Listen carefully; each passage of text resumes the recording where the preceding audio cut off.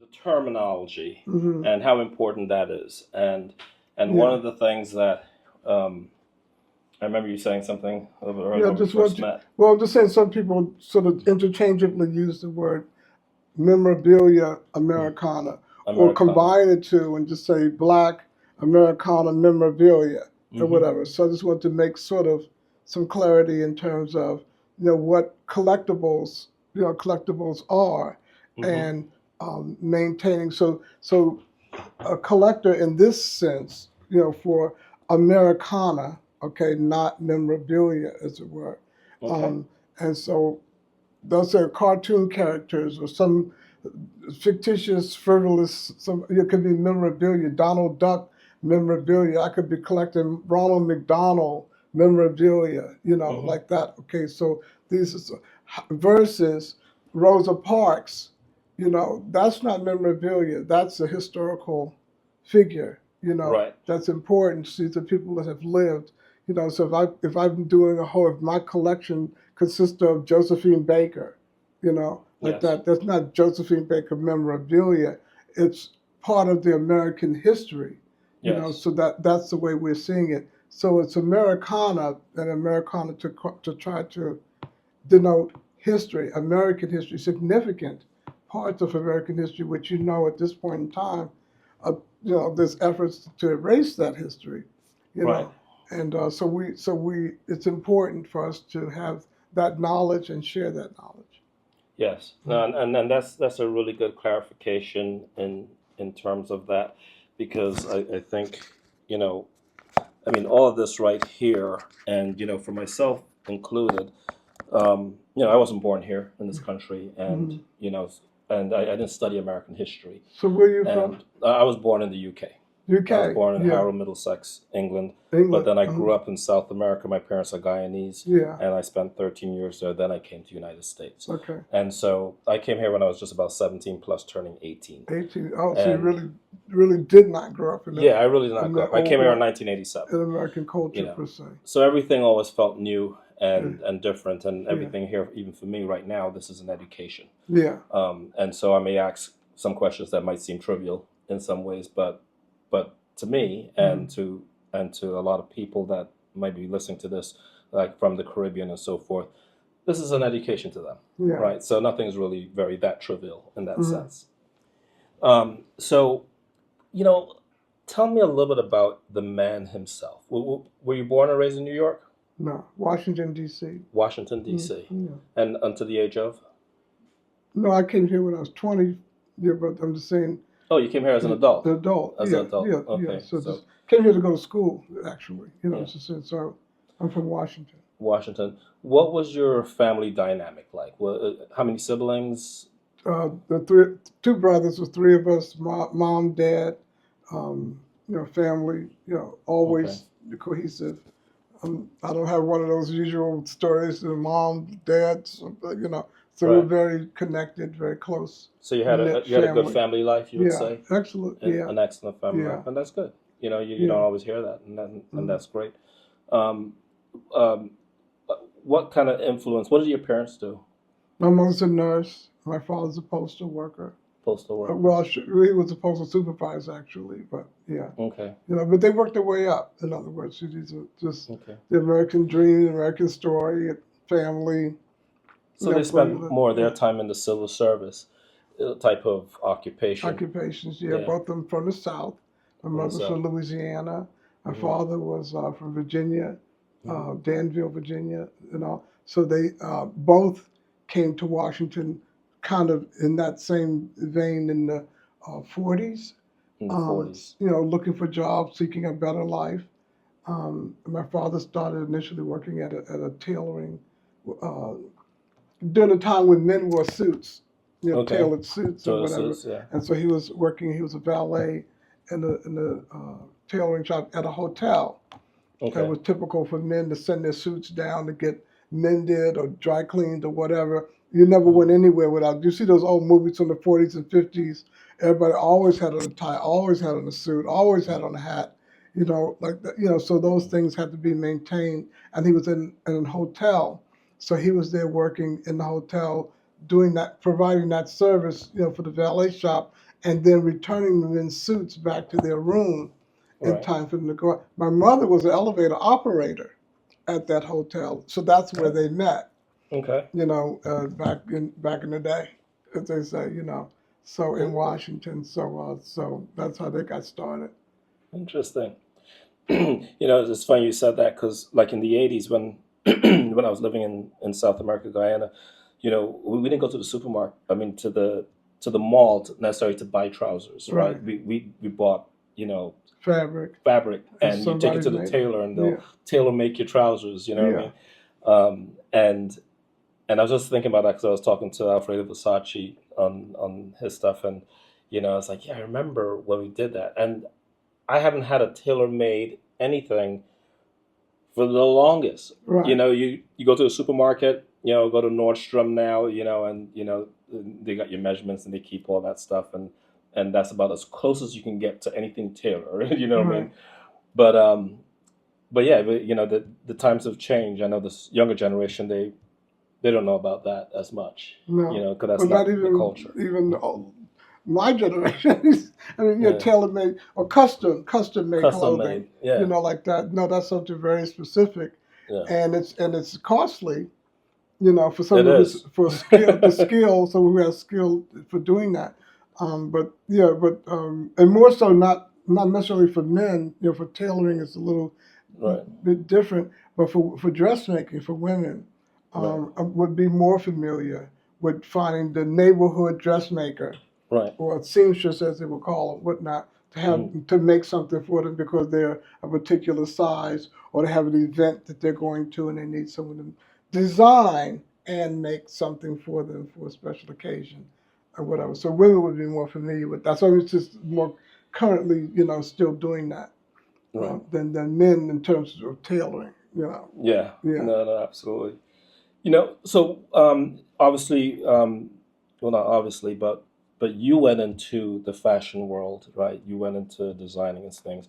Where in your upbringing, at what point did you realize that this is the area that I want to go into? Like, when did fashion and that sort of thing become a thing for you? Yeah, from high school, I used to hang around with artists. I was always Mm, inclined, towards art, right. and so some good friends of mine in high school. This is during a period of time. Actually, I think I kind of got the fashion bug. Um, Starting as a journalist, I was thinking about becoming a writer and wanted to Okay. be a journalist. And in high school, um, someone had asked the question. Uh, the school newspaper. So in other words, I joined the school newspaper. And then the question was, what can we write about in the school newspaper that would enhance readership? Interest Okay. in because kids nobody looked at the school Nobody was paper. there. Right. And so I suggested to them that why don't we do a column about music, Hmm. popular, what's happening, what's hot in terms of music, or what's hot in terms of fashion. So someone raised their hand. I mean, I threw the suggestions on the table, and someone raised their hand and said, "I'll take music." And I was like, "That's what I was planning to do." I didn't follow through with Right. with the notion, but someone grabbed that idea and which left fashion on the table, Okay. and no one seemed to want to do that. And these were just ideas that I was putting forth, but but I still wanted them to, Right. to happen. Okay, so I said I'll take the fashion, the challenge, to do the fashion aspect of it.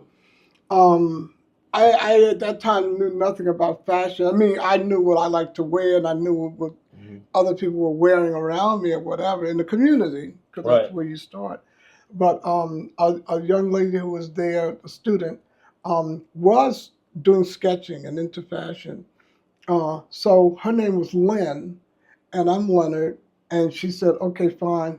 Let's do a fashion column called L&L Fashions." So that was Catchy. our baby. Right. She would do the sketches, which Mm. is what she did, and I would write the captions, which is what Okay. I was doing. So Okay. we had that going. We started, and it happened for a while.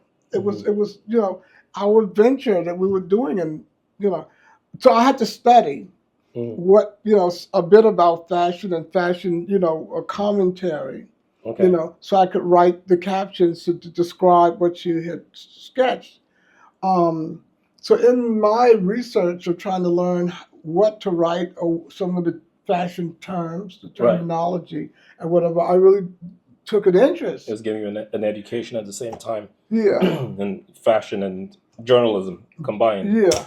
Okay. She got bored with it after 5 or 6 times. She got kind of bored with the whole thing, and I was constantly on her. Do you have some? What do you have? Are you ready? The next publication is coming out. Are you ready? And after a while, she's like, I didn't have time for. I don't have time for this anymore.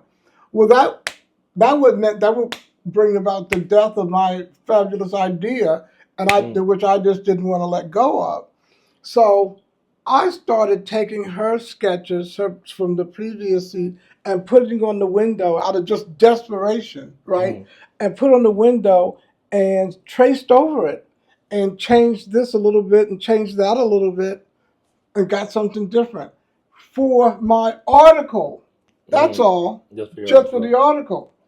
My mother, who has persuasive powers, all moms, mom can change the tide, right? That's right. Mom turns around and sees what I'm doing and goes, that's wonderful. You're very talented. And I'm going, talented what? I'm just, I don't care about, I didn't care about the sketch. I'm just trying to keep my article, my column going. Right. And she wasn't seeing it that way. She's going like, no, these are excellent, what you're doing. And I'm going like, what? I care nothing about it. And she kept on complimenting every time I did something, and she would say, that's wonderful. And I said, it is. And so I slowly started believing that it was actually something. Oh, look at that. That I had Mom's something. nurture. Yeah. Right. And so slowly, I started taking an interest in what I was actually sketching, again, from the research that I was doing. So I started learning the names. I started going to the fabric store where you buy patterns, and started talking to people and saying, now what is this? And they said, that's a Christian Dior. I said, Dior? Who's that? That's Givenchy. These are French designers, the couturiers. I'm going, whoa. So there's a lot more that I didn't know about. And as I studied that, and as I studied what they were doing and what it was all about, I just took an interest in fashion, and I suddenly had a fashion knowledge, a fashion history, a fashion vocabulary. Then I was talking to people who were there they were coming in and out of the store, buying fabric, buying patterns, dressing, making clothing, and whatever, and got in that community. Just started hanging around with people who were designing clothes, and they suddenly were going, are you a designer? And I thought, well, I do a few little sketches or so. And they go, okay. Do a little bit here and there. Yeah. Yeah. And so therefore, at that time, it's like mid-'60s, everybody, we as African Americans, in the community, were really discovering that generation, our blackness. Okay, and so we're listening to Nina Simone, and we're having events at high school, Harambe's, and we're wearing our afros and Black Power, and all of that was emerging. Nice. So everybody suddenly wanted to wear dashikis. Oh yeah, I remember dashikis. Yeah. Is that more like from an African type of thing? My dad used to wear dashikis. Dashikis, right. Or galabia, actually, as you go further into that. Yeah. But the dashikis were popular, but the African fabrics were not available. Someone had to go and come back, bring some of those African prints and African fabrics back from Africa. The fabric stores didn't have any of that. So as people, so there suddenly started to be a new trading events going on to get African fabrics, and then I wanted to have a dashiki, and again, that's something that's not on the rack at Macy's or whatever. You have to have it made somewhere. You have to seek out someone in the community. If you see someone wearing a dashiki, they'd say, "Oh, I bought it in Africa. I brought it back from Africa." When you go again, could you bring me one? Bring one too. Or if someone in the community. So what started happening was I got some fabric, and there's a lady, neighbor in my neighborhood across the street who's a dressmaker, who's seamstress. And I said, could you make me a dashiki? She said, I don't have time to make you a dashiki. but I will show you how to make one. I didn't want That's to the make best one. one. It's like bake me a cake. I Yeah. don't want to bake cake. I just want you to bake me a cake. Just bake me a cake. I don't Right, want to right, learn how to right. cook. So I said, oh boy. So kind of, out of desperation, here I go again. Out of desperation, I want to just get a dashiki. Right, I said, well then, damn it, show me how to do it. right. And so I went to her, but she was very meticulous Mm. about sewing the proper way. She showed me how to cut. She showed me how to make it, whatever. I made myself a dashiki. Thank you. I wore it, and everyone gathers around and goes, "Oh, where did you get that from?" And I go, I made it." No. Well, then you can make me one. I'm not. I ain't trying to make. I'm just trying to. I'm just trying to do my part. Supply and demand, you're making the market. And I said, well, all right, I guess I'll try. Mm-hmm. So then I have to go back to her for lesson 2 and 3 to Mm. learn how to make another one for another person. And lo and behold, I became the dashiki maker in the neighborhood. Wow.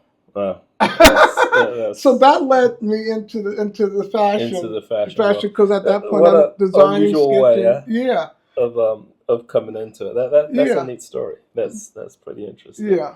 So from there, you went to school at the Fashion Institute, Yeah, right? the fashion. So I came. So this yeah. is you went there after you came to New York, Yes. and so around what age were you when you got into the You're Fashion 19. Institute? 19. It's right. You're from high school. From high school. Yeah. Okay. So what happened from there? Well, as we progressed through. Yeah. Well, I mean, the fast forward is just I went to FIT, went to the Fashion Institute, studied there, whatever. My older brother Jordan, because we're a year apart. Mhm. So when he graduated, he was into political science. Okay. Wanted to go into theology, Mhm. and went right. And now he's one of those, Mm. quick. So he just went in. He zoomed through his first, second year college, Mhm. and went on and just he was in an accelerated course, and so he had his BA. Which in other words, what would typically be 4 years, he had it in 3 years. Because he Wow. was one of those. Right. And so then he zoomed through and got his BA, zoomed through another accelerated course, and got his doctorate. And he was one of the. In high school, he was an overachiever. He was the president of the student council, president of his fraternity, president of the class president of the school, and this and that and the other, and had awards and just was excelling unbelievably.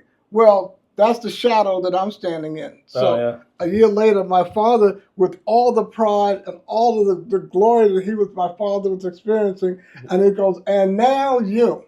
What do you want to do? And I'm like, well, So I, at some point, was trying to live up to that to live up some high standard all of a sudden that he had set. Right. And so I said, well, I was going to go to school for fashion design. I was thinking local, and my father was looking at me because he's looking for dynamic, like go for it.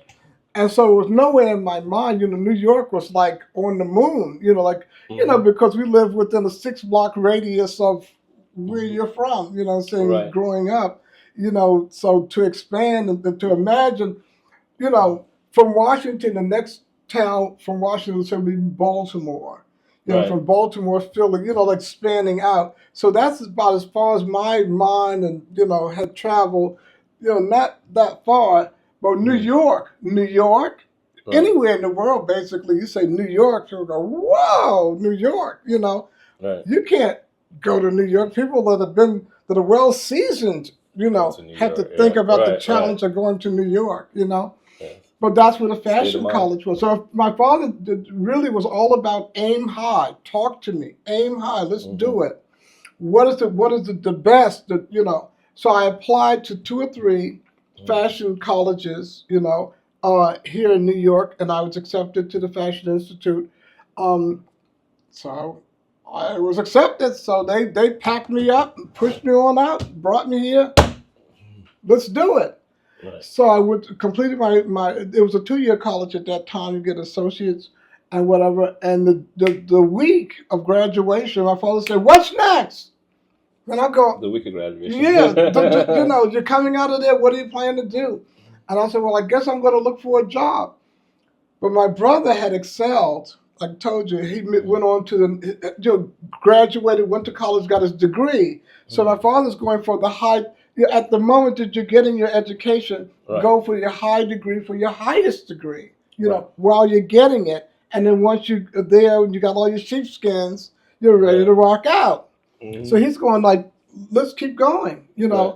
So what's the next higher level of education? What's the highest level of education? A certificate degree that you can get in fashion. Right. The answer to that question was couture, French couture, high fashion. Where's that? In Paris, France. Let's go. Wow. So, as I had become acquainted with being in New York, I was suddenly off to Paris. I applied, like I same strategy, got accepted to the school in Paris. So I was off to Paris. Nice. So I was there, went to school for 2 years, studied, worked for a couple of years, whatever.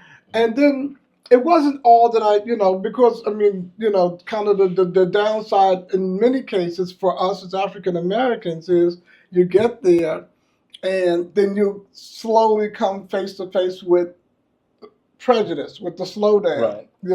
What everybody else got in, why didn't I get in? Everyone else was selected, going to the interview process or whatever. When you think you're there with credentials and talent and skill, and this is in what you kind of run up against over there. Yeah, the early 70s. And so being, the French, getting, because I wasn't steeped in French culture or any, that. Do you speak the language, Annie? I would have pieced together, enough to be able to communicate.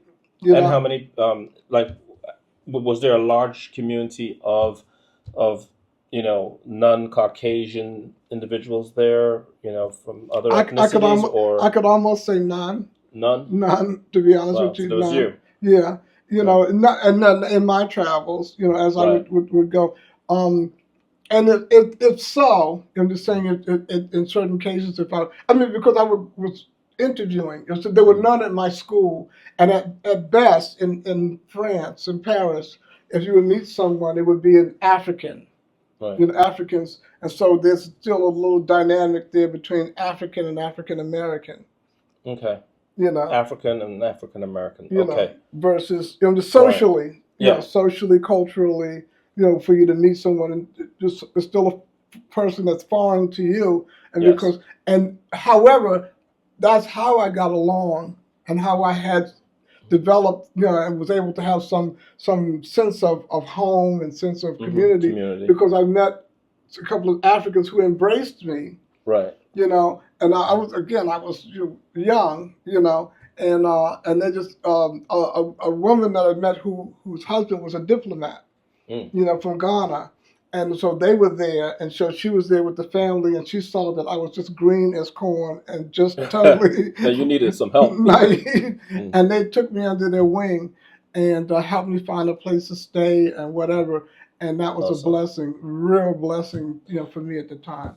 Is there any one particular experience while you were there that stands out among the others? Is there any one experience that's like, this here was a defining moment for me, or this here was like the most challenging thing that I had while I was there overseas? Yeah, so some of both, because the moment you come to an industry that you want, acting or whatever it is, and you say, I want to get in. You got to get your first foot in the door somewhere, whatever your starting point is, when to get there. So that happened. I got accepted to a fashion house called Cherrère, Jean-Louis Cherrère. There's a name in fashion or whatever. And so I got there as an apprentice. Okay. So I got that. That was my first foray, my first opportunity. Like I'm in. If I don't do anything but sweep the floor, I'm here. I'm in. Right. So that was a turning point. And also, because that means now I'm going to be here. Because at some point you're floating around, interviewing and whatever, and you just can't. You're just not, hitting and missing, and just not getting any reaction. So I got in. So therefore, so I mean, and just the experience of that was fine. It was daunting because Mm-hmm. I don't, I'm not fluent in the language and the culture, and the people there were staring at all of that goes with it, when all those Mm-hmm. nuanced things that are happening around you that you just try to Mm-hmm. overlook, but they're happening. They're And maybe happening, many right? things in retrospect, you look back and go like, oh, I didn't interpret it that way at the time, but now I realize On what they were hindsight. really saying, in hindsight. However, Mm-hmm. but then, but that also, the experience also after a couple of years, Mm-hmm. also brought me to the realization that I was never going to be, accomplish the goal that I thought, being the designer Mm-hmm. there, or a French or designer at one of the big fashion houses or whatever. That wasn't going to happen for a variety of Of reasons, reasons. you know. And so I was sitting at the table a lot because it's couture. Couture is custom made clothing, made to order, typically one outfit for one. Mm-hmm. Very costly with technicians, making them, like these people like doctors, Mm-hmm. highly technical, highly skilled people making expensive clothing for an individual that's made to measure. Right. Okay, Right. so you're paying for this. Couture. Yeah, haute couture, high fashion, high style, haute couture. Couture. Yeah, and Okay. so the school that I went to was the École, which means school. École de la Chambre Syndicale. Chambre Syndicale is the union of the couture. Mm. Okay, Okay. so the Chambre Syndicale, École de la Chambre Syndicale Couture of Parisien of Paris. So that's where I went to school at. So that's the union school. Gotcha. And if they train you at the union school, then they will send you out, and you have that credential to hopefully get a job. Because I mean it's union. Right. Like Right. Right. like Right. okay. And so sitting there, and after a couple of years, I was sitting there mending and sewing, hemming dresses. So that became part of the crew that I was on to do finishings and help to do mending and whatnot. And I sat there with a table of ladies who were all, they're French ladies and whatnot. And one day it occurred to me, how long have you been here? 30 years. I came here when 30 I was years. 18 years old. I said, wow. And she's still sitting at this table. And what were your goals? What were your ambitions at the time? Oh, I had wanted to be whatever. But you know what? I raised my kids. I did X, Y, and Z. Life took Life on, happens. and Right. then- and I'm sitting at, and you, and that was the story around the table. And I thought, well, that's not going to be me. I better leave what I can. Yes. That was my signal to, like, okay, run Mm. for the hills. And so, and then as often as I would contact someone from home, there was a party, there was an event, I was missing that, the family reunion, I was missing everything. So I just So got you're homesick so now. homesick. At Mm. a certain point, I was like, I just gotta go back home and start and recalibrate and try it again, just start up again, because I just lost myself there with that. It wasn't, Right. apparently it didn't appear to be, happening in the way that I had envisioned. Right. So I came back, and then I interviewed on Seventh Avenue, whatever. Again, here we go again, trying to gotta get in somewhere, and I Right. got a job with designer Willie Smith Mm. as an assistant, and Okay. so that at least got me back in to the, Into the U.S. yeah, and then market and culture. into the Seventh, and then I'm familiar because I went to the school here, whatever. So I'm Right. familiar, and so that was my fashion journey, the real beginning of my fashion journey. Okay. Yeah. And how long did your fashion journey last after then? How long did you stay Oh, like, into about 50 years, 40, 50 years. I've been, 40? yeah. Well, 40 I'm years? 70, so. Yeah. Oh wow. Yeah, So you spent yeah, majority of your life within yeah, that. yes. Wow. Was there what would you say was the highlight in that space of your life when it comes to being a fashion designer? Because you identify it as that, right? Yeah, Is that how you identify as yeah, from a professional standpoint? yeah. Okay. Was there like a one defining moment for you that is like, on this day, that's when I felt like it all came together in terms of your Well, I work? think what kicks in for me, because I'm very practical Mm-hmm. and survival. and also I know so many designers and artists who are so steeped in their in that, Mhm. and they're not paying attention. They don't really care, so about their daily living and the survival tactics, whatever. They're just all about the art. Mhm. And so I think my journey had brought me to whereby I was always concerned about where am I living and how am I going to manage Mhm. whatever. I'll take any job. I'll do anything in the interim Mhm. until I can kind of get in somewhere, or I'll go get in and come in on the ground level and work my way up. So I'm Mhm. willing to do that. But I was never such, so I felt, you know, um, accomplished Mhm. as I worked my way through the industry and got to key positions at a company as head designer, Mm. you know, and making the salary. You know what I'm saying? Yes. Right. Right. Like people in music, they've been out there singing and dancing and performing so many years, and Mm. they're broke, Mm. because they weren't paying attention to the business aspect of Aspect it. of it. They didn't take it in that Yes. sense. They were busy just performing along with the performance, with acting or performing or whatever. And Mm. so I wanted to perform my talent, but Okay. I was also keeping my eye on the bottom line. Right. Also I'm Just saying, smart. I don't want to be out bragging. Guess where I'm working? Guess what I'm doing? And look what I just made. And Right. then could I stay with you tonight? Could I Yeah. stay Yeah. You know what I mean. You don't want to. Yeah, Yeah. you're not sleeping on the park bench. So I felt very accomplished and very successful in that I had worked my way skillfully, with Right. some sort of plan, to get up and to be sustainable, Mhm. sustainable in with what I was doing. So at the time that I was looking to get an apartment, Mhm. saying I had saved up enough money, To do that. to do that. So, a question for you. Mm. Did your dad finally feel like you measured to where he wanted you to Yeah, be? actually, yeah. He did. Yeah, he did. Again, because I was work. I mean, Uh, and again, the twofold mhm. method, which is how I was raised, as opposed to whatever. You're working, you're doing well. Do you have money? Where do you live? The Mhm. the base. Okay. What's your base? And he was there to support me. Right. He would talk, and oh my God, my father would lecture you until you could, you stare at somebody after a while, you start Mhm. seeing double and triple, and say, oh boy, okay, I think I got it. He was one of those guys. You saw But that. Okay. he loved his family, and Mm. that's all that he was about. He was just about, well, three of That's us, he amazing. had three Yeah. sons, so he cared for his boys. That was his whole life, Right. was his family. So, are you like second or last? Second, I'm the Second. So you're the middle, middle the middle child, son. yeah. Okay.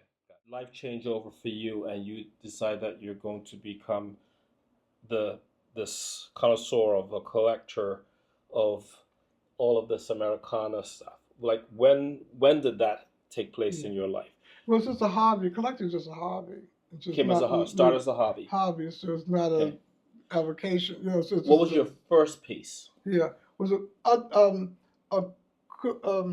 a cookie jar? I think A cookie jar? my grandmother gave me salt and pepper shakers or something when they saw that I had an interest in these things, Mm-hmm. in family photographs, or whatever.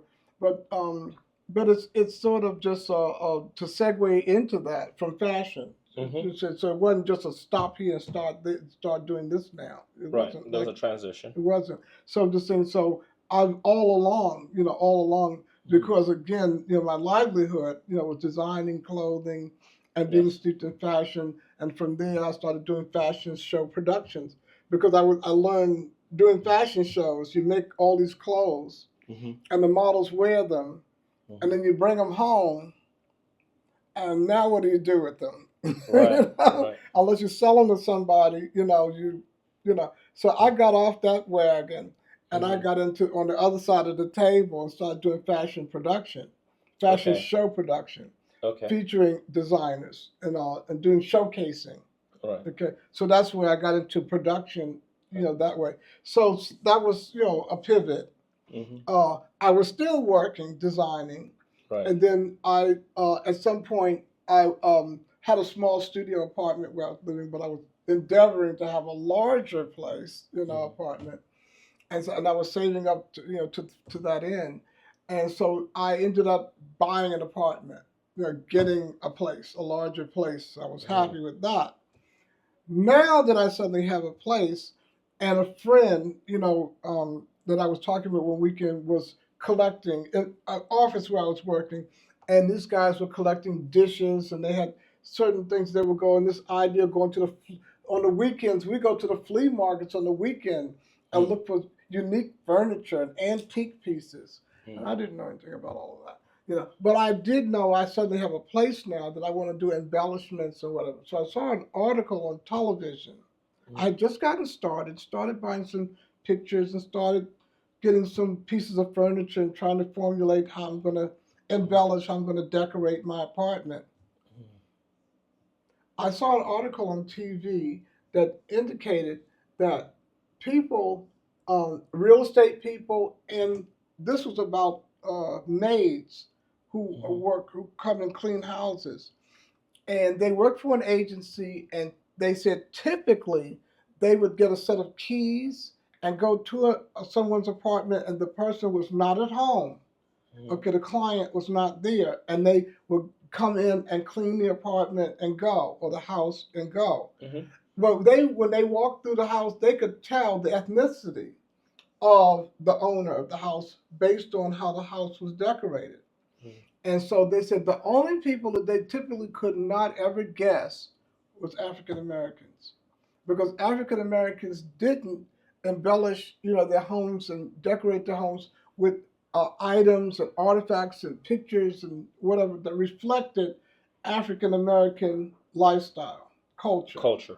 Mm-hmm. And so you go like, I said, wow. And then so I looked at that, and that really had a real impact on me. I thought, let me go home and look.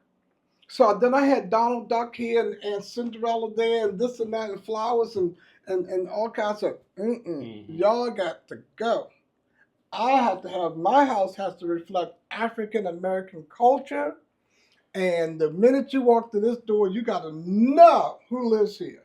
So Yeah. that became my mission. Interesting. So now the question is, but what will those things be? They don't. If you go to the furniture store, if you go to a place, they don't sell anything of African American culture. And I am saying specifically, I'm saying African American because there is African. Right. And I do know people who have African masks and sculptures and things in their house Right. and whatnot. African.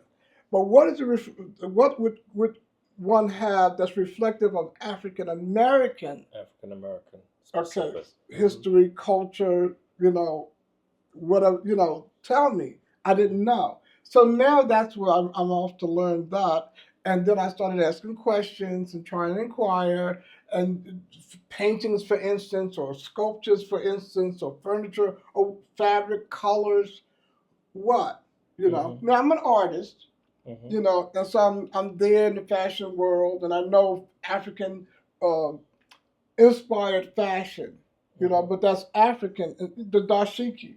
The You dashikis. Yeah. know, we adopted it, Americans, we Right. adopted it, but it's African inspired. Yes. So therefore, so that's what I learned. And so the first thing that came to me was go to the flea market where my colleagues were going, Mm-hmm. and try to seek out, what could I find. And so I started finding ceramics. Everybody was there buying little Aunt Jemima figurines and salt and peppers and little black dolls and black, so that's how I came into it, you know. Okay. Um, and then and cookie jars, tobacco humidors, and all of that. And as I gathered, I sort of amassed a bit of a collection, and I was pleased with it. And I was hanging it on the walls and putting it Mm-hmm. around, and I was really getting into that. And then I started finding that circle of collectors, you Mm-hmm. know. And so then they started sharing with me the wisdom, the knowledge, the ideology, understanding what it is you're collecting and why, and what you're reflective of, whatever. Does Aunt Jemima really reflect Black culture, or is that a fictitious, Right. caricature? Who was she, and when did she live, and what is her historical background or whatever, and there is none. And so I was like, oh. So then I was kind of a little embarrassed. I go like, well, then tell me. And no, so that's when it started came to me.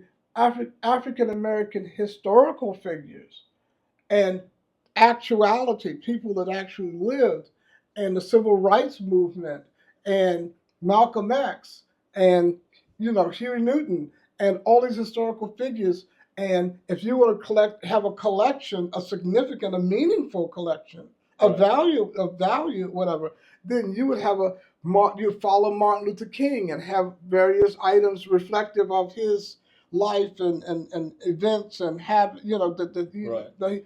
and so I was like, oh, okay, I think I got it. Writers, Paul Laurence Dunbar, Zora Neale Hurston.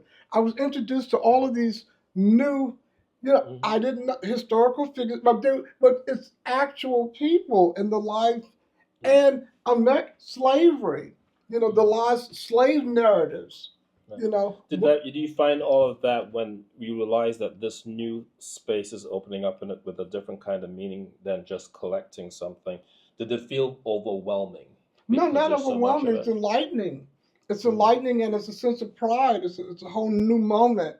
Yeah. Because for you to learn about this, to say, okay, fine, in another context, I'm just saying, if you could have a diamond, you could go and just get a diamond ring and say, okay, I got a diamond. Right. But the Hope diamond is the one. Mm. An emerald from Right. a 10-point diamond. What? Now you're getting more knowledge. Right. More detail. And so now you want to, in my own way of saying it, I want to sit with the big boys. When this Right. conversation starts, I don't want to be out there with the crowd. Like, yeah, I got one too. No, I Right. want to have one Right. of something unique. Right. That's coveted. That people can say, oh wow, you got that one. Oh my God, it's rare. It's Right. unique. So that's what I was learning on that side from people who were experienced collectors and into historians and people who were into, and more so educators and people who were scholars in that regard. So, um, so you mentioned historians, educators, scholars, and so forth. Where were you finding your community of these people itself? Like, was there like any specific place that you were going to find these individuals? Because there's so many people that do a lot of these things. Not all of them are of equal size and value. You know what I mean? Yeah, Um, where were you? Who were your go-to for that? In yeah. other words. To my mentors, as Mhm. it turned out to be, whatever, were again at the flea market. At the flea markets. Okay. Because they were also out there. But we were all out there, but I was seeking after salt and pepper shakers at the time.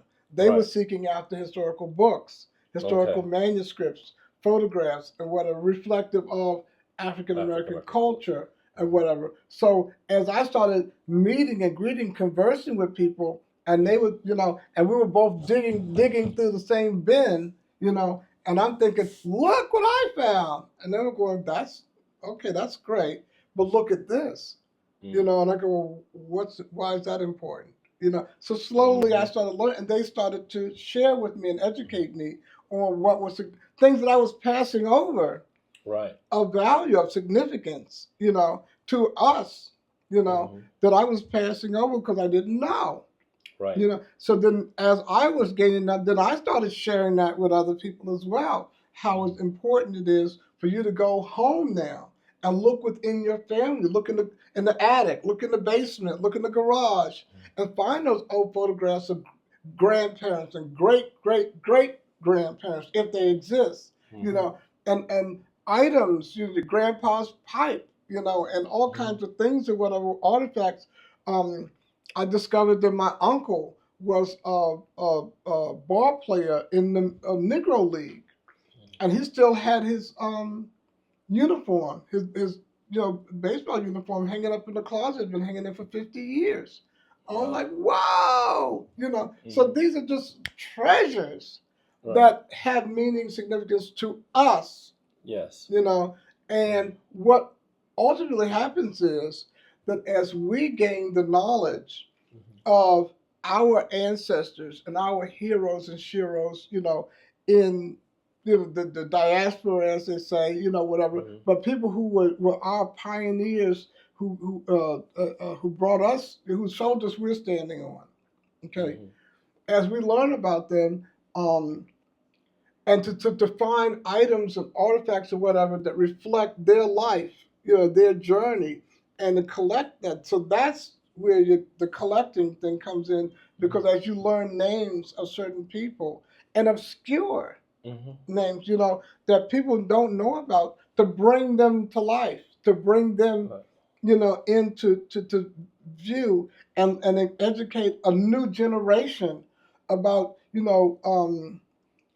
the first black banker, Magdalena Walker, I think her name was, or Madam C.J. Walker, also with her Mhm. hair. Those Mhm. kind of people who were the first to do the first that Right. is not, well known. You Yeah, know, because you were showing me that kit yeah, with which was like a multi-level business yeah, with that and the hot iron and yeah. all that. Yeah. So then that led on to black inventors, to Mhm. come to know that a lot of the traffic light, the cell phone, the plugs, fans, elevators, all these things were invented by black people. Mhm. And you're like, no one ever told me that. So, Right. well, this is why, we Or they need, never even thought about that yeah, is the possibility of that might have been yeah. someone from like African Then one of American. my mentors, Mrs. Meters, Elizabeth Meters, she's one of the top collectors in the world, Hmm. in terms of that, in terms of historical items and artifacts, actual artifacts or whatever. And she taught me something that was really valuable, Mhm. that history Mhm. without evidence, the story Mm. without evidence is just legend, because the Mm. story is the story, his story. Right. Who writes the story Yeah. makes the story. So yeah. Yeah. So his story Mhm. is just a story, and without tangible evidence of the story, it's just a legend. Mhm. Okay. So therefore, that is kind of the mission and the responsibility that we take on as custodians of Mhm. these items, to amass a collection or gathering, of reflective of someone in their life, so that when we're having these conversations, that I want to tell you about Madam C.J. Walker and her journey and the hair, and then here is tangible Here is yeah. evidence of what I'm telling you about or whatever. So now the story becomes real. Yes. It, Yes. So, at that point, mhm. it's like the Bible. Like, okay, we're going to Yeah. talk about Jesus and whatever. That there's the sermon and there's the story, but then here it is in writing. Mhm. It's like, oh, okay. So now I Mhm. got something tangible, something to put my hands on. Right. And so that's what. So that became, a turning point in the understanding of what I was actually doing, Doing. Yeah. in terms of collecting what I was collecting, the significance of it, and why it's important. You know, and taking on that responsibility of custodian, steward Mhm. of these items or whatever, because you are bringing them in to your home, into your protection, Mhm. and allowing them to exist until you can pass them on. Generationally, we're passing these on. So Mhm. another generation can see them, the next custodian.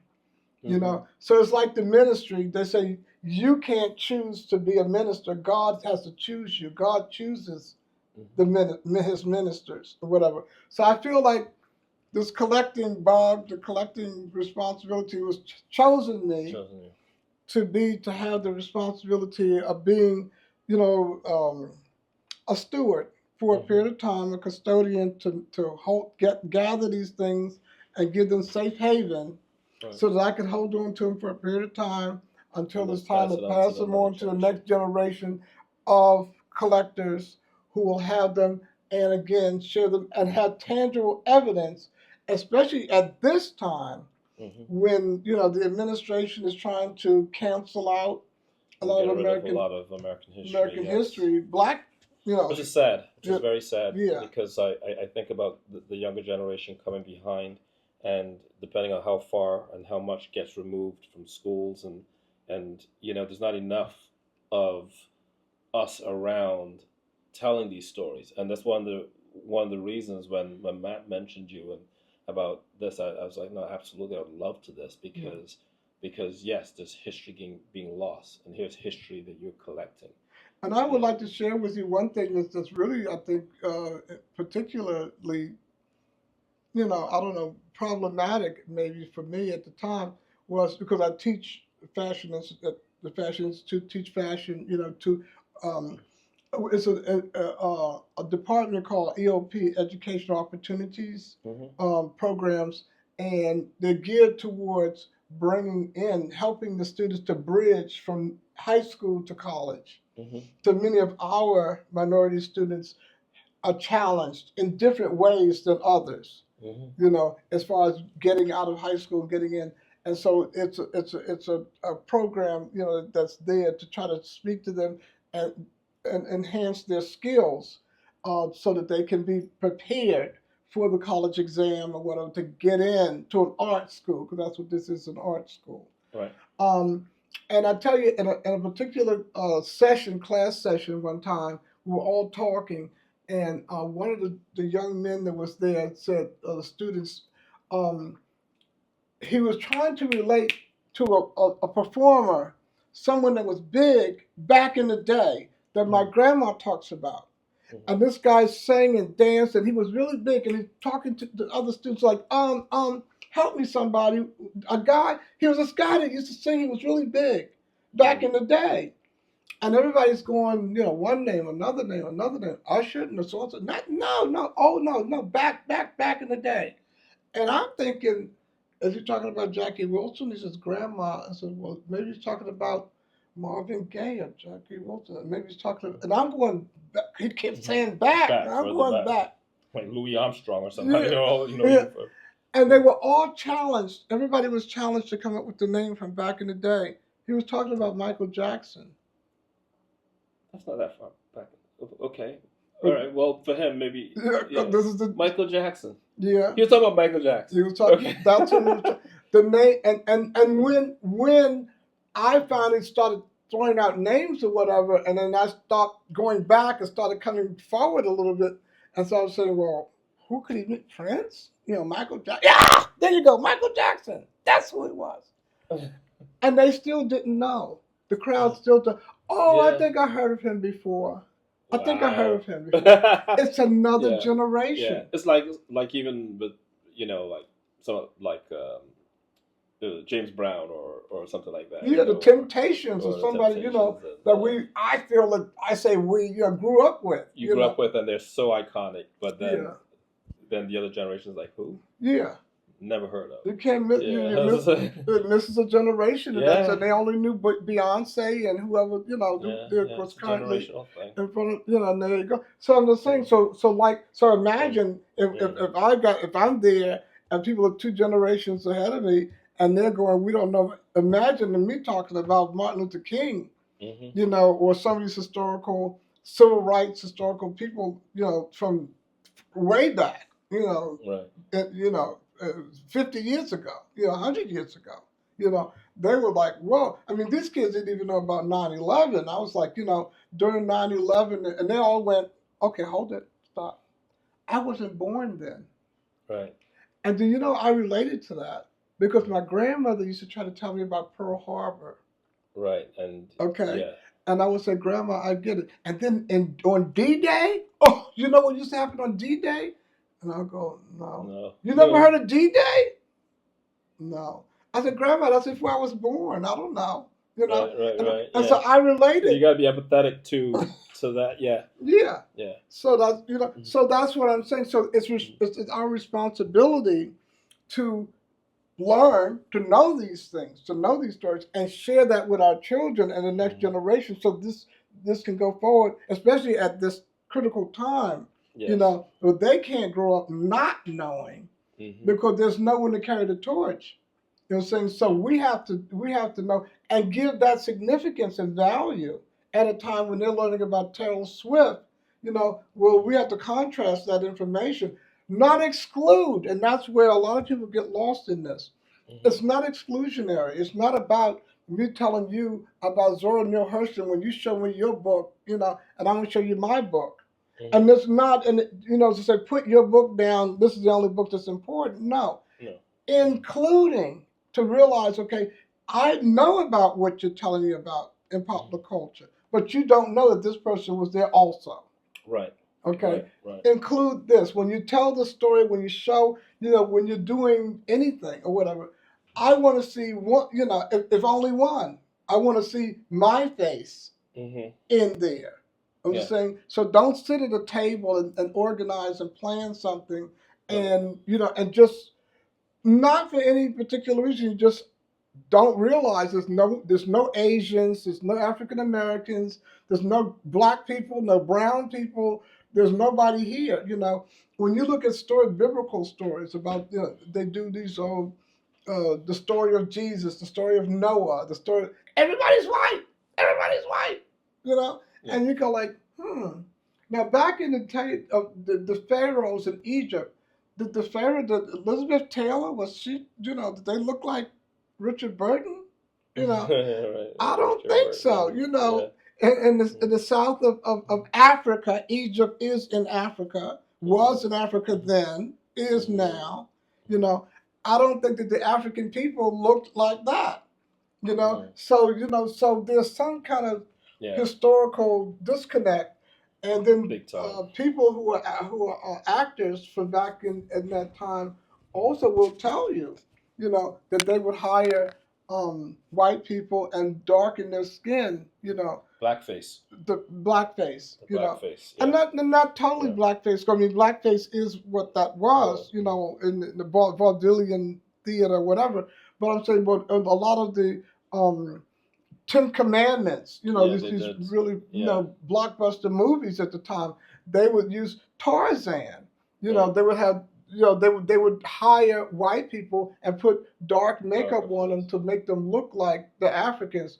But when the Africans are so plentiful, they go to Africa and film something with all these white people walking around with a loincloth on. And you go like, okay, why, just hire them. They're standing right here, So that was what was happening to us. Yes. Years ago, they were mimicking black people. Amos and Andy, it started out as white people, imitating black people. So these are all historical information that comes along with this so-called collecting thing. The information, the narrative, the understanding There's of so how much narrative things. around these pieces. And now you're being, you gather, you consume with that, pass it on. Pass it on. Well, especially now, so that our storytelling, okay, if nothing else, and whatever, is so valuable, okay, to our culture, because that's how we have from Africa, that's African tradition, that the verbal passing on the story, generational stories, the wisdom that's being passed on, it's verbal, okay? And so those narratives that we hear about, that we, and parables, and, a wisdom, that come from the ancestors that are given to us, or whatever, that brought us along, and then we have to pass that wisdom on to the next generation that gave us understanding and footing, so that we learn to survive. We learn to survive off of that oral history. That oral history. Oral history is significant. It's so significant in our culture because we haven't always had, again, the tangible. Only had just that oral history, and again, the experience of slavery. Okay, there's nothing tangible right now that we can reach to. We only have that. The slave narratives that were passed along. A grandma and great grandma used to be how they survived, and what they went through, what they endured, as they came along, what they had to eat, how they had to manage with what they had. Those are the shoulders that we're standing on. We're here today, so we can't ignore that. We can't forget them. We have to call their names and keep their spirits alive. Okay? Yes. Because because we're here now, but we didn't just arrive out from the moon. We're here as a result of them enduring, being cooks and maids and servants and whatever they did domestically. The railroads that we jump on. For the convenience of travel here. And things like that. We've got to give them respect and credit because if not for them, we wouldn't be here right now. We got to know that. Absolutely, absolutely. Yeah, no, there's a lot of sacrifice that have gone before us that unfortunately some of it will be lost, and that's why I call this podcast, even though it's the Inside Circle podcast. The subtext of it for me is conversations that matter. This is a conversation that matters. Yeah. Hopefully somebody sees this and will be inspired by what you do and say, you know what, maybe I would like to start collecting some of these things. Yeah. I thought it was pretty interesting about what you said about, the people that come in and clean the houses and stuff like that, and that, the hardest one for them to predict was people of, the African Americans in terms of what they have around their home. And I was just like, as you said, I was thinking, when I had my home in the Carolinas, I'm thinking, what do I have up on the wall when I did that? And I kind of was running through there, and I was like, you know what? Now, even though I've come from different facets of, living on 3 different continents, Right. both being, British and Caribbean and American, it's sort of like I'm thinking, what is on my walls? What's on my walls? You're right. Somebody walked in there. They probably couldn't tell. Right. They probably couldn't tell. It made a point there, in a sense. A lot of celebrities, black celebrities now, will hire decorators, okay, to decorate their homes or whatever. And a white, decorator or someone from a different culture is your decorator, and they'll tell you what's current, and French provincial, you're Asian, mid-century, whatever is what's going, and they will come and from a decorator's point of view, decorate your house with what's current, what's clever, whatever, what's valuable, and tell you, this is a Picasso. And you go, whoa, let me tell you what it's worth. And now you're the owner of this wonderful, valuable piece of art. It's not reflective of African American culture, but it's just a valuable piece of art. A valuable piece of art. Right? Yeah, nonetheless. And so you can get, caught up in that. But that's why, again, sharing this knowledge and this purpose, is saying to the black athletes and black, upper echelon, hey guys, think about it. As you reach, points in your life where you have, the means and the disposable income, what would you buy? What's the thing to get? Saying, so to further the cause of Louis Vuitton, and to further the cause of, all of these other people and whatnot, why not support a black designer or a black artist, and put something valuable on your wall? Learn, like I did, learn who are the artists of today and what would be valuable equal to a Picasso or whatever. Yeah. But, but it's African, it's, black, you know what I'm saying? That's just value, yes, absolutely. And in many cases, we have to assign value to it, right? Yeah. But art is like that, right? Art is like that. Yeah. It's what makes a Picasso a Picasso? And a colleague of mine, they did, it's called Picasso of Thieves, the film. And I went to the premiere in Miami, and I met the gentleman that he actually lives in Brooklyn, that would steal these Picassos and stuff like that, and then he eventually got nabbed. Okay. And but on a technicality, after about a year, he got out. But I think for him it was more about the thrill of just stealing stuff like that.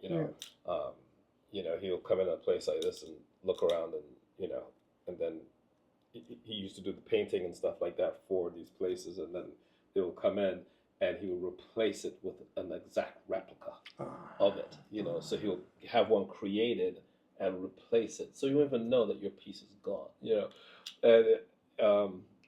but yeah, that just sort of, I think about the value of a piece, but who assigns that value to that piece? Yeah. And as you're saying there, so something that's of African American culture and so forth. And so Basquiat and Paul Laurence Dunbar and all these artists are so significant when you come to that. When we get to that, and that's that's art on the wall. There's sculptures, there's writings, there's other things or whatever that are contemporary, that have value, or we want to give them value as we move along. Yeah. Tell us a little bit about this book. This book Yeah, this here. book. So I was approached by this company, the publisher, the Antique Trader, and they have it's a publishing company. And at that time, was published in 1990. Mhm. And at that time, they had a series of books on antique collectibles, in different categories or whatever, antiques. Uh, and what was popular, of course, was the Black Americana, Mhm. collectibles, and they were trying to see if they could, organize a book about that, featuring the black collectible things. Um, and they were going around because when it's time to talk about blackness, they can't find us. Right. They can always find somebody else who's so knowledgeable, who knows all about it, not Right. us. Right. And so someone that they were dealing with, an antique dealer, who was trying to lead them, but piecemeal, and somehow or other my name got shared with them because I was involved with Spike Lee in a movie called Bamboozled. Yep. Yeah, Very familiar and with that. and they were in that movie. They featured a couple of a bank, it's a bank, and a variety of different artifacts, that were reflective of the black, experience, racist. That's what it was, racist items, and so my name kind of fell into that conversation, and they found me, and I invited them to come over and take a look. And so when they got here and saw the collection, they said, "Whoa, go Mhm. no further. We don't have to go around and get pieces and parts from different people. We can get everything from you." Right. And so they did, and so that's how this book deal was Yeah. created, Created. and Okay. all. And so they hired a photographer who came here every day for a month, Wow. photographing items and all that. And then I'm back to my old skill of, she did the photograph, I had to write the captions. Remember I told you Right. that's Yeah. how- See, that came in handy, didn't it? yeah. That caption So writing skill. I'm Yeah. back to that cycle again. Of Mhm. so she wrote all photograph. I mean, I showed her what to photograph, and then I Mhm.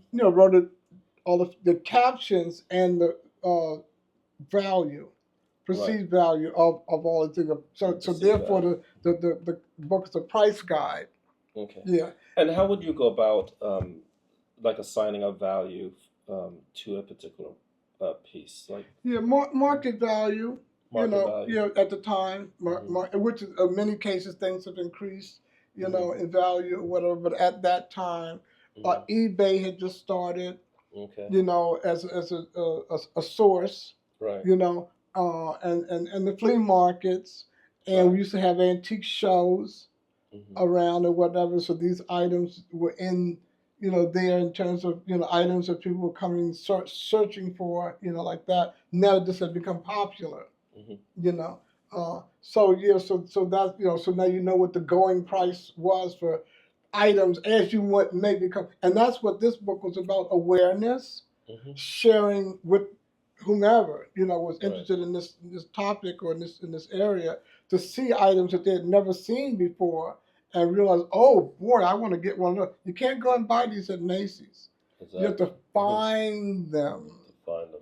Part of the out journey. there. Yeah, it's the Right. journey. So that becomes a challenge, to see something fabulous and say, "Oh God, I want one of those." To become aware of Hmm. books, by certain artists, of photographs from James Van Der Zee. Like, who is that?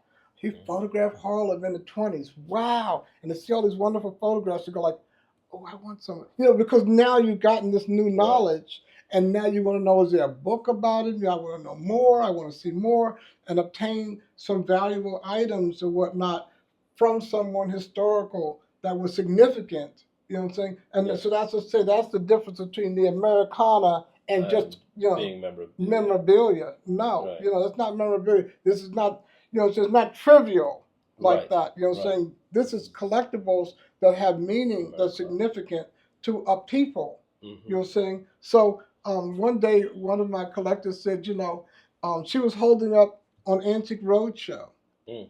and she had a book of hair preparations by Madam C.J. Walker, and that book was worth $10,000 at auction, Wow. and she knew it. And the person that she was speaking to was one of the people, the appraisers on Antique Roadshow, and he was trying to give her an appraisal for some of the things, and he was sort of undervaluing some of the items that she was showing him, and she just really got so annoyed, and she said, "Let me just ask you a question. You just gave someone an appraisal for a pair of Marilyn Monroe's panties. And you said they're worth $100,000. So if Marilyn Monroe's panties are worth $100,000, you think this is not worth 100? And so she compared, so a lot of collectors heard that, and they took that as, a tipping point to go like, this is Martin Luther King. This is so and so. This is valuable. And it reflects Right. someone's life, and it's about a people, a movement. How can you stand here and tell me that a scarf that belonged to Gina Lola Brigida is worth $1 million, and it just or one example of the Kennedys at one point.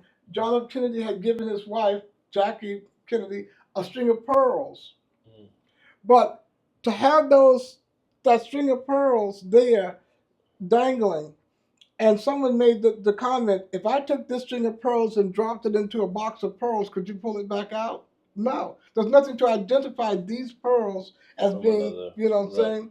So, so these, Winston Churchill's smoking pipe, his hair, his comb, his brush.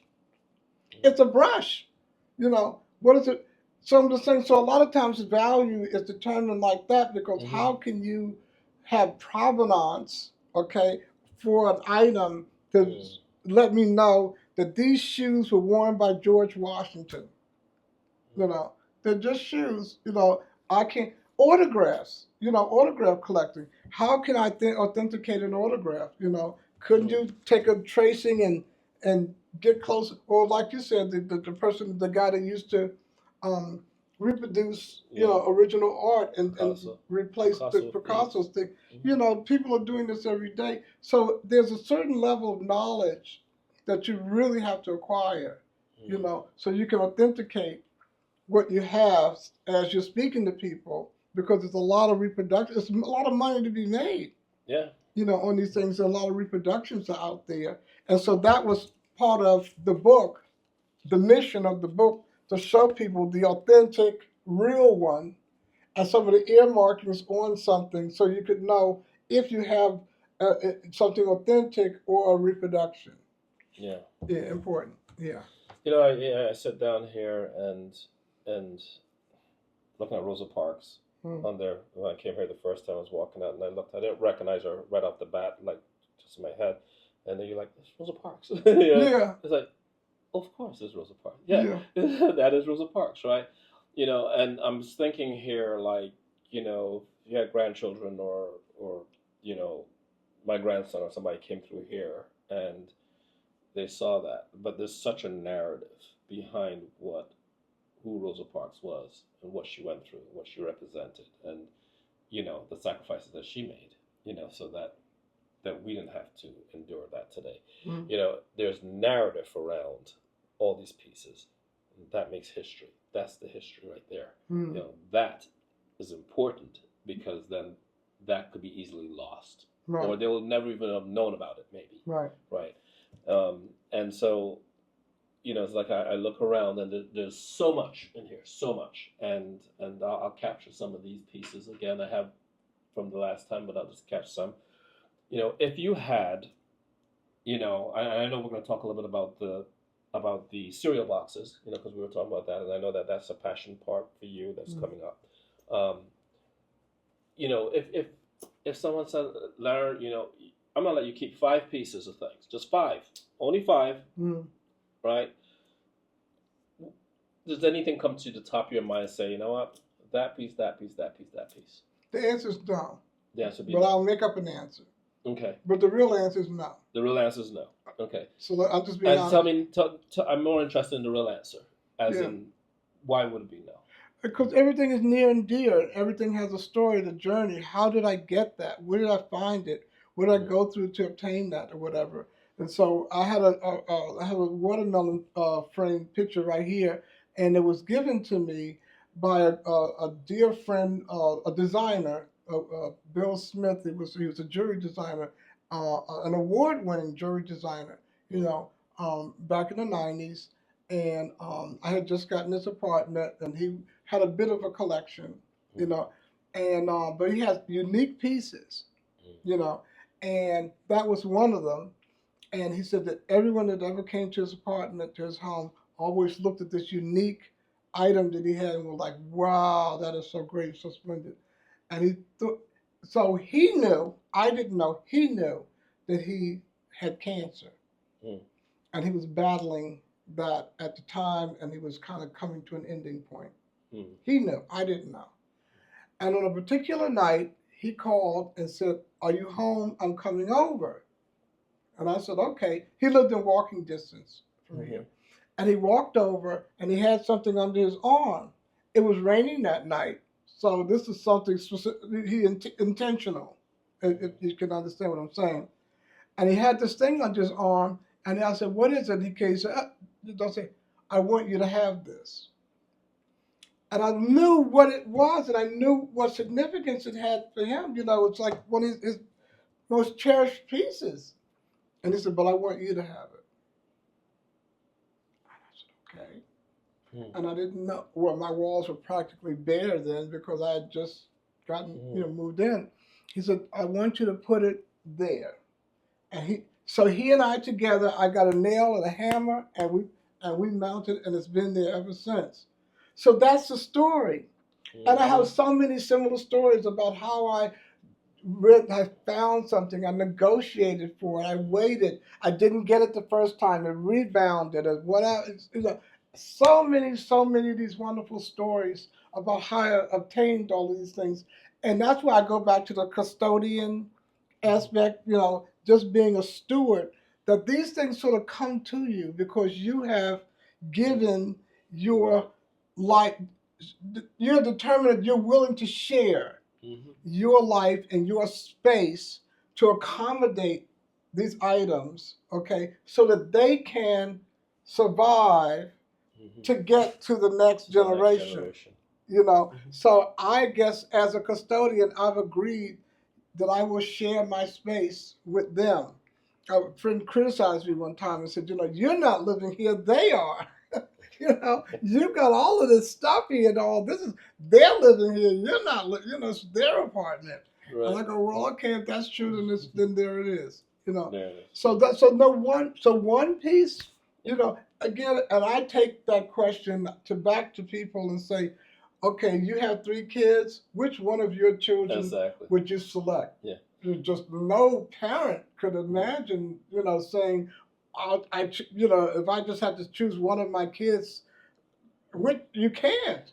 Yeah. They're all near and dear to you. I'll tell you right now. So when I asked you that question, I had a feeling you would. I was just wondering. I was like, would he answer it this way? And because I get similar questions like, "Hey, which one of your films you like the best?" Yeah. You know what I mean? And well, for me, it's like, okay, so this one had this experience, that one had that one experience.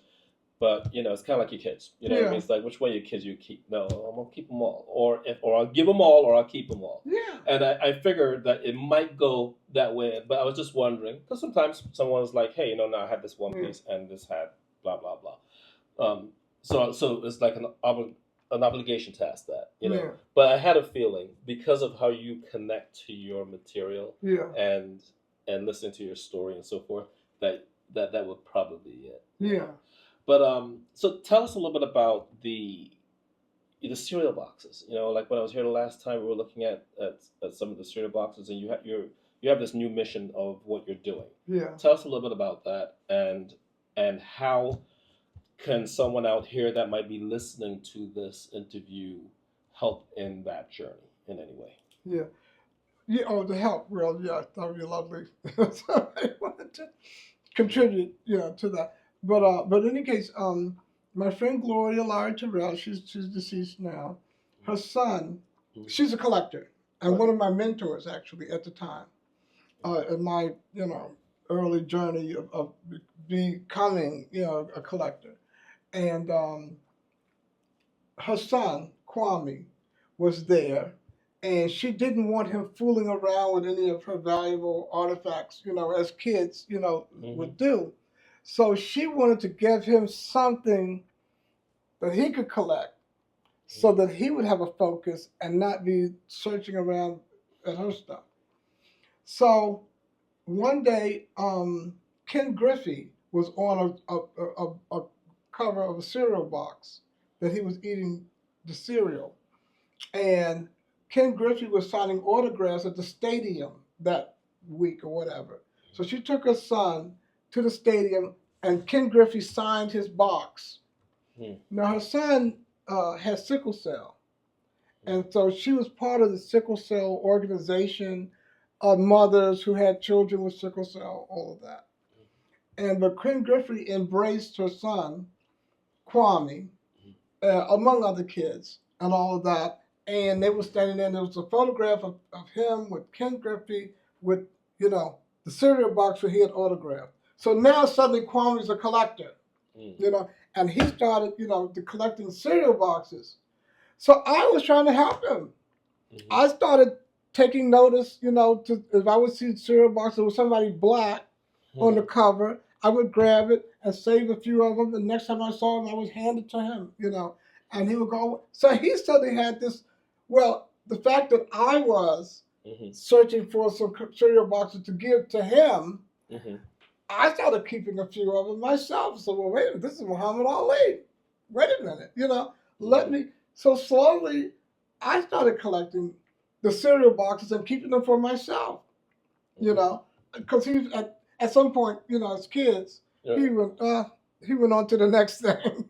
He had forgotten about it, and I suddenly had 25 boxes that I had gotten, which I thought, and he was no longer interested, So I'm like, well, anyway, I'll keep going, and that just so once I sort of developed an eye and an attention towards every time I went to the grocery store, I had gotten so accustomed to going down the aisle, going, "Oh wow, woo, that's Shaq, that's so and so, Michael Jordan, oh my God," and gathering, and slowly, I just kept, I kept it up over the years, because again, what's a box? $4, $3 for a box of cereal, so it was sort of, minor, in terms of cost, and now the joke is, people would say, "But what are you doing? All those boxes?" I said, "Well, actually, I don't eat the cereal. I'd say I dump the cereal and eat the box." The guy keep explaining to them. They said, "What are you doing? How many?" I said, "I have 50 boxes of cereal." They go, "Where do you keep them? What do you eat that much cereal?" So, well, I'm not eating the cereal. I'm only eating the box. So, like, so that's what happened. So that's how I started. And so then over the years, then some of the cereals, Mr. T cereal, certain ones were just limited editions, unique, just for the moment, whatever. And then again, value, you learn later, something that have been discarded by everybody. Everybody had one and discarded it. And you come to learn, like, wow, do you have, and I said, yeah, I still have mine. They go, you can't. How, I'll buy it from you. I said, no, now I'm going to keep it. So you learn from that. God, thank God I kept. Again, you become a hoarder at some point because you got all this stuff. Like, what are you going to do with all this stuff? And also, cereal boxes, magazines, periodicals, whatever, sort of thing. To start, seeing the value in each thing that you get a hold of. You go like, wow, that's great. I'm going to hold on to it. But at some point, how many can you hold on to? So that's becomes problematic, I guess, at some point too. And then you can put stuff in storage, and but then you continue, and then you put those in storage, and you continue like that. So it becomes problematic at some point, and also out of sight, out of mind. Yes. If you're collecting or whatever, it's fun. It's a hobby, whatever you want to call it, or whatever. But if you have them all in storage, then you're not enjoying them. Right. You're not living with them. You don't see it, and then at certain points you could go to your locker or your storage unit and start to sort through and go, wow, and rediscover Hmm. things that you haven't looked at in years, and you have it in your collection, whatever, but you've forgotten about it. You just, just to see it again, or certain people that were popular at one point and they sort of wane, in their popularity, and then they reemerge, Right. And then you go, Aretha Franklin just passed away, you know what I'm saying? And I'm going, oh, wait a minute, I have an original Aretha Franklin, I have some albums, and I have on the cover of this magazine, and I have this and that. Let me go and get them, Right. and pull all of my Aretha Franklins out. Obama, when Obama started as president, I started then because as a collector. Yeah, I saw on the website you had a Yeah, whole bunch of yeah. Obama. Get a bunch of get the buttons, get the ashtray, get the balloon, get the ashtray, get the T-shirt, get the hat. Get everything you can get because the time will come when he'll be out of office. That'll be over with. A year will go past, and if I go, all the Obama stuff is going through the roof, and I'll have it. So you Yes. learn that as a collector. Yes. You gather it when the time is there. Yeah. For $3.99, grab it now. Because that hat is going to be worth $1,000 a year just a couple of years That's from right. now. That's If right. you can, but again, you're a hoarder. Yeah. All of that's kept over here, and people are wondering what's in this closet. This is my Obama collection. Aren't you supposed to have clothing? Where do you keep your clothing? Where your Forget dishes? the clothing. Forget that. That's not important. Yeah. No, that's like even me as a filmmaker, like right now we're doing like these short narrative series in Iowa where I'm staying at one of my producing partners, and there's different stories about different things, and I keep coming back to Rosa Parks just because she's sitting in front of me over there, and it's like I can see a short narrative on that. That's the MacGuffin. That's the piece that moves the story forward. And here it is. You get to divulge a little bit of history. So you're giving that audience something. And I think about the millions of value that you have in here with all the other different pieces. I just saw the movie Bob Marley. Bob Marley. Yeah, Bob. They just did the Bob Marley story, right? And on the film, and I enjoy that. And I'm just thinking, again, that's a bit of history, right? You think about Straight Outta Compton, the film, right? It's not that long ago, with NWA and all those guys, and we lived through that history because we grew through. But then my kids would be like, who? You know what I mean? It's like, oh, okay. So they see these films, they see these pieces, and so for me, everything's a narrative around here. There's a narrative, there's a story. Just like your story, because you're you're curating all this stuff and have collected it. And that's why I say to you that's the sort of the economy, the difference between memorabilia and Americana. The story, Yes. the significant historical story about actuality. Yes. Somebody, not a caricature, Mhm. that someone created, and like the Aunt Jemima caricature, that was created as a mascot to sell pancakes. Right. Had nothing to do with American lifestyle or an actual person.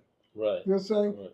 It's That was just marketing. That was That's all it was. So but to put that in the proper context, Mm-hmm. you know what I'm saying? To say, this is not to devalue, but just to say, and as people from other cultures are talking to us and going like, well, oh, I know you people because Aunt Jemima, no, Aunt Jemima's a mascot. Let's talk about Rosa Parks. Let's talk about, Right. someone significant, saying she never lived. She's not a person. It's a fictitious caricature that someone invented for a purpose. You know what I'm saying? So we want to talk about people from your culture. Let's talk about Ronald McDonald and where he lived and how he grew and what he was when he was a young boy. There's no such thing as Ronald McDonald. He's not an actual person. Right. It's a caricature that was created to sell hamburgers. Right. Let's be honest. So don't tell me who, Miss Butterworth, it's a syrup. It's not a person. It's what are you talking about? Cream of wheat, Uncle Ben, all these things, they were just images, just mascots. Those are not actual people. So that's not when you're talking about black culture, saying, so that's why I'm involved with an exhibit called Impacted, and it's about the imagery that we have grown up with and that we see almost on a daily basis, and we're just just numb, just mute this regular part of American culture, to see these images, and we don't realize the impact that they have had on us as a cultural group, to see these people who were created but in subservient roles, to be domestics, to be in a box, and to realize that that's supposed to be reflective of us. It never was. Never was. Yeah. Yeah, we were never that. Yeah. Yeah. No. That like that's a whole nother space of conversation. Like Right. there's so much that we can talk to about that. With But related to like the gollywogs. Yeah. Like like I left England when I was young, but I remember things about the gollywogs and that kind of stuff, and that how creating those caricature type of things of representative of what black people are from a different perspective, and then we take that as, that's not me, that's not, Right. but they market it that way and they put it out there, and yeah, so yeah, no, I this is very interesting, and I'm glad we're getting to do this and talk about some of this stuff, and is there anything, you know, that we haven't really discussed? I know there's so much we can discuss, but we'll be here for 5 hours if we were doing it. And for me, this is just be able to give an introduction into you and what you're doing, and be able to further some of your initiative, and that way. But is there anything that you would like for the public or listening audience to know that we haven't really discussed? Oh, well, I don't know about what we haven't discussed. I mean, to further kind of what we talked about, especially in the historical items and things of that sort, which is where I'm at this point in my life, because the journey of a collector is to amass all these things to a point, and then when you're closer to the end than you are to the beginning, you got to start to consider. And as your colleagues and your fellow collectors all reach points, of age, and they start to face their demise, and not unsympathetically, oh my God, you died, but what happened to your collection? Right. And that's also that's awful, and in certain cases, when people will go like, guess so and so died. Said, oh my God, what did she do? What happened to all of her stuff? Right. And that seems to be more concerning than the life of the individual. And so, I'm getting. And your succession plan for this type of thing is probably to put it in a museum, or. Well, there's some thoughts about that, and in conversations, with collectors, and so one stream of thinking is, I obtained all these things, here and there, each one has a story, and the way in which I got it or whatever, which is so dynamic, and it adds to. It's a part of the collection of each one with its individual stories or whatever. So I didn't get them all, to see them all back behind glass. Right. Of people's in museum circles, people say items come to the museum to die, because they're there forever now. They're frozen forever. No one will ever own them, obtain them. They'll never be alive again, back out there again. And so I think about that, and I wonder, if I gathered all these things to bring them to a museum so they could just freeze and never exist, now they're still alive, and they're being shown, and they're being shared. And so I think in my mind at this time, I'd like to give it back out, have an auction, if you will. Right. And let it get back out to the community, to those that are collecting, those that are to have that are seeking the experiences that I've had, of the uniqueness of wishing and hope. Many of these are one of a kind. They haven't survived. They were, but they didn't survive, or didn't survive in good condition, or whatever. and to let the next generation of collectors have the thrill of coming Of to an having it. auction and going, "Oh my God, I'd die if I get one of those." Yeah. I'll do anything for one. As I That's have done. nice. That's I think that's very noble. I Yeah, think that because you're right. It's like, yeah, you could put these into museums and just let it sit there, as you said. Let them go there to die. I never thought of it in that expression, but now I'm thinking about it because I love going to museums and looking at things, and yeah, the rest of the world does get to see it, in that way. But in some ways, as you say, people get to live through it by having it and owning it and having that experience of hunting it down and having it for themselves. So I think that's pretty cool. That yeah, that's a very noble thing at the same time. Yeah. yeah. So that's where my thinking is on that. And so therefore, there's a strategy Hmm. to building value, provenance, attention to your collection. Hmm. Okay, to the level that you can, the highest level that you can in terms of Hmm. value and recognition, notability. Hmm. And then so the strategy is, I see that at the Metropolitan. Okay, so they just introduced this new thing of the dandy. Okay, and there's a book and there's a story about the way black men dress, the whole aesthetic Hmm. that black men have in terms of their dress and where did it come from, Hmm. historically or whatever. And this word dandy and dandyism was introduced to all of that. And so Hmm. learning all about that, okay, and then therefore there's the tangible, okay, of collecting suits and outfits and clothing and whatnot related to that topic, Hmm. and then creating the book, the narrative, creating a story around that, understanding what this, giving it significance and meaning and historical value, a scholarly writing. Hmm. Okay, so you're appealing to the the Hmm. the the the, the, the intellectual viewers Hmm. versus because we as artists, what I'm saying, so we are all visual Hmm.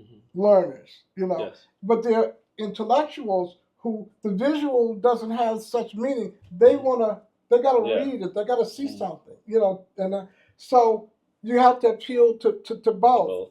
And so, but it starts with the narrative.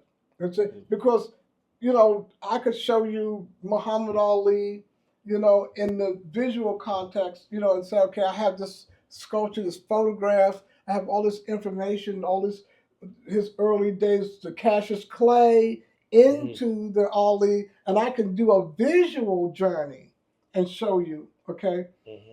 But someone else wants to know more detail and really want to see this thing and have more context Hmm. about how he was raised. Hmm. Was he raised in a Muslim home? No. Was he a mother and father? What influences Hmm. informed him as he grew up, and then he came over into the he was boxing. What started him got him to the Olympics, and Hmm. then he therefore went his journey written, Hmm. okay, and to intellectualize that and just Hmm. go, well, hold on a minute, because he still had some kind of political, aspirations in there somewhere. You know what Right. I'm saying? And they may not have blossomed at that time because he was pursuing his boxing, his whatever, his athletic pursuits, Hmm.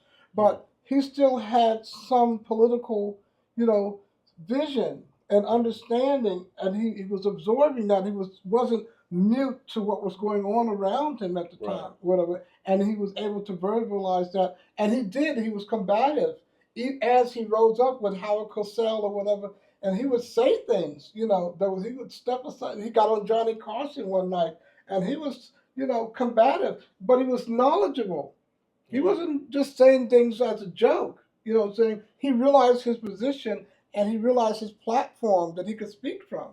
And he Hmm. did. You know what I'm saying? So Exactly. all of that is another thing, Yeah. Yeah. versus just seeing some pictures on the wall, just a Muhammad Ali, good thing, lovely. Yeah.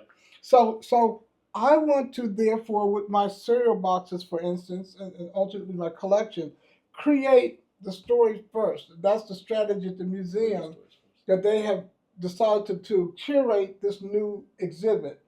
And so if we start off with the book, it starts off with the written, text and the understanding and the intellectual understanding of what this is that I'm giving it this significance. What significance am I trying to share with you? I want to try to open your eyes to seeing this in a different way or multiple ways. This thing, not just one dimensionally. Okay. Right.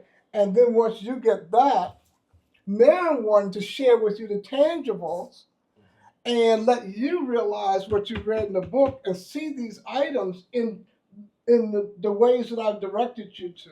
Mm-hmm. Okay, because I've acknowledge increased your knowledge now about this or whatever. Right. And then now let's have an auction. Mm. Because when you walk out of the museum, okay, you saw it, but you can't take it with you. Right. But it's in the book. So you can take the book with you for $100. So I made a little money there. Right. And so that will exist forever. Mm-hmm. Okay, the book. And now I'm 90 years old and I can't take it with me. And I've got all this stuff, but I don't want it to be housed back in the museum with no one could ever. I want it to get back out there to the community. I want it to be shared with other museums and other collectors or whatever who are going to take good care, who are going to be good stewards, who are going to curate these things properly or whatever, and pass it on to the community at large, the community in the future, whatever. So that's my strategy, my thinking now, and starting with my cereal box collection, okay, to create a story. Who were the first African Americans? What was the first box that someone of African origin was featured on the box, even as a caricature or an actual photograph, the actual person, and why, and what political implications? Because in history, we weren't featured on products. It was the kiss of death, especially for me in the fashion background. It used to be, in the 40s and the 50s, it was the kiss of death to have a beautiful new dress, a fabulous creation, and featured on a black model. That would tell the world at large, this is made for her. How's you couldn't other people, other cultures couldn't envision themselves in that outfit because they were looking at her wearing it. Like, no, yeah, Right. I'm trying to see myself wearing it. So you got to be someone reflective of me, not someone else. Makeup, cold cream, bath, products. It was a kiss of death for a period of time to feature it on someone black. So when was the turning point? Right. For just something as silly as cereal or whatever to feature black people on the cover of the product.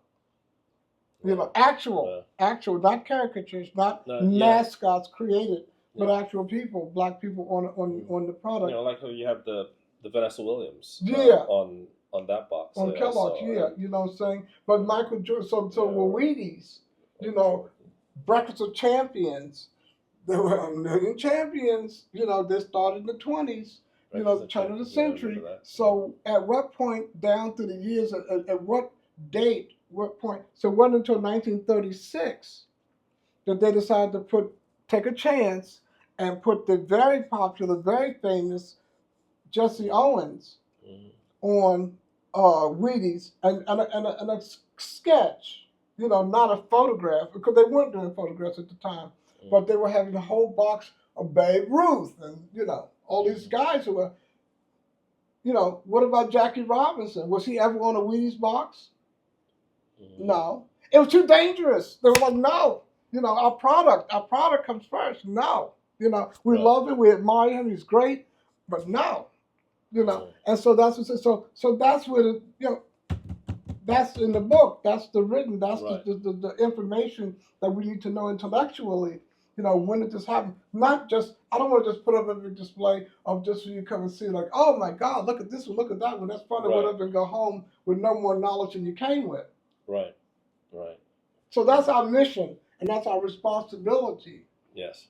As collectors and as the elders, in the African American community, that's our responsibility to gather this knowledge and put together all of this together and mold it into a shape that's tangible, it's understandable, that's meaningful, the nuances that you're not realizing all around you, and pass that on in a verbal, in a written way, in a tangible way for the scholarly learner and the visual learner to get it, and all of that. So that's our responsibility, to pass that on. So that's why I've taken that responsibility in my life at this time, to realize that that history, and to be a collector, but not meaningless collector, and that I'm not just collecting ducks because I like Donald Duck and I just have a duck collection.